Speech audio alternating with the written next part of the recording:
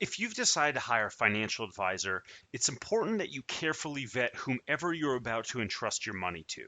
And the reason why vetting is so important is because many people often don't realize that some financial advisors are actually not advisors at all. They're just salespeople. They're brokers in that they are brokering a deal for you and they are selling you various assets because they make a commission off of everything that they sell to you.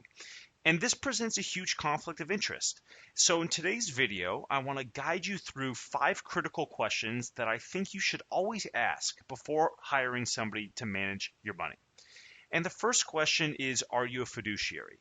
What this means is that you are asking the financial advisor if he or she is legally obligated to put your best interests above his or her own. That is what the fiduciary standard means, and that's how it's legally defined. Many people mistakenly think that everyone who works in personal finance is a fiduciary in that they put your interest above their own, but in fact, that's not the truth. Because the flip side of working under the fiduciary standard is working under the suitability standard. And suitability is defined as simply making recommendations that are consistent with your best interests, but not necessarily placing your best interests above his or her own. There's a subtle difference, but it's very important to distinguish between the two. So, for example, under a suitability standard, a broker could recommend maybe a decent but not so great mutual fund. Let's say maybe it's too expensive, but it fits your portfolio nonetheless. And let's say that the broker gets a commission for selling you that mutual fund. Well, that is legal under the suitability standard. It is not under the fiduciary standard. And it may not be the best thing for you, but it's suitable for you. So obviously, there's a lack of transparency here, which often results in conflicts of interest.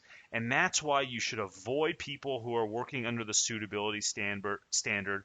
Look for somebody who is working as a fiduciary and who will always, always have your best interests in mind and who isn't making any commissions off of you. The second question that you should ask is, how do you charge for your services? And this is also an important question because it helps you flush out exactly what we talked about in question number 1. And that is whether your broker advisor really does have your best interests in mind. Look for advisors who are fee only and who take a percentage of your total assets at the end of the year.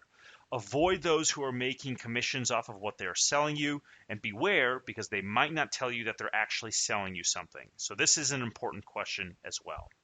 Question number 3 is, what license or credentials do you have? Now, there are a lot of different certifications, credentials, degrees, CPA, CMT, CFP, CLU. The list really goes on endlessly. If I had to narrow the list down to 3 designations, here's what I would tell you.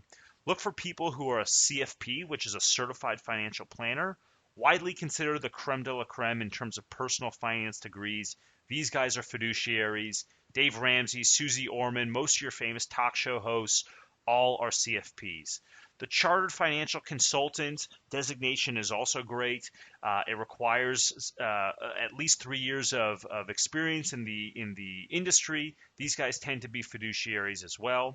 And lastly, the CFA, Chartered Financial Analyst, also a strong designation, requires a lot of passing 3 difficult exams and also work experience. The CFAs, I will say, tend to be more analysts who work in the field of money management and stock analysis rather than financial planning, but regardless, they have a strong expertise in the field. Question number 4 is, what is your specialty clientele? What kind of services do you provide? And this is important because professionals specialize in various areas of expertise. Some focus on day-to-day investments, some focus on estate planning, others focus exclusively on retirement planning. So because of this, you want to make sure that whatever your needs are, that they are met by the experiences of the person or the firm who you are hiring. And lastly, will I be working with you or with your team? And if you're like me, I like to ask this question because I don't like surprises. And the surprise that I'm referring to here is when I think I'm going to be working with a professional, but I'm really working with his or her apprentice, kind of like a teaching assistant at school. You want the professor, you want the real expert, not the student. Make sure that's what you're getting here. And if I had to give you one last tidbit of information here to kind of wrap things up, I suggest checking up on the qualifications of your broker or advisor and by referencing brokercheck.finra.org. FINRA stands for the Financial Industry Regulatory Authority, or go to www.advisorinfo.sec.gov. SEC stands for Securities and Exchange Commission. And on these sites, you're going to get some public disclosure to see if there have been any issues with your advisor in the past, or you can also confirm that he or she holds the qualifications that he or she is claiming to hold. And lastly, don't forget to check us out, step1investing.org, and subscribe to our YouTube channel as well. That's all. Take care.